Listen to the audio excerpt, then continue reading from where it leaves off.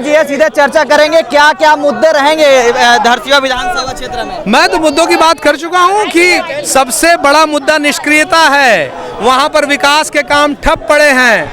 वहां पर आप देखेंगे दारू गांव-गांव में बिक रही है, दारू गांव-गांव में बिक रही है, कोचिए घूम रहे हैं और वातावरण खराब करके रखा है लोगों ने। एक तरफ छाया वर्मा, दूसरी तरफ आप, वो काफी अनुभव माने जाते हैं, कितना चुनौती मानते हैं? उनको ना इतना लंबा निष्क्रियता का अनुभव है कि उन्होंने 20 साल पहले चुनाव लड़ा, उस क्षेत्र की जनता ने नकार दिया, पलट के 20 बार नहीं आई।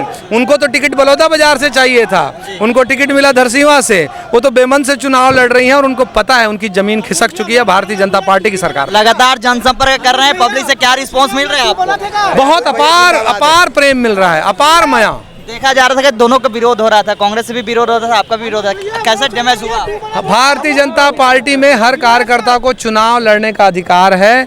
पार्टी किसी को भी निश्चित कर सकती है और एक बार टिकट अनाउंस होने के बाद सभी कार्यकर्ता मिलजुल के काम करते हैं और हमारे यहाँ कर रहे हैं। उनके यहाँ के सिरपुटौल की चिंता करिए आप। ये थे अनुसरण धरसींवा प्रत्याशी जिनका साफ तौर से कहना है कि हम पूर्ण बहुमत से जीतेंगे, आने वाले दिनों में बहुत ज्यादा जीतेंगे, कोई चुनौतियां नहीं है। छाया वर्मा इनके विपक्ष में। अब देखने वाली बात होगी कि आखिरकार किस तरीके से रणनीति रहेगी। कैमरामैन नवेश खान के साथ महेश कुमार साहू, रायपुर।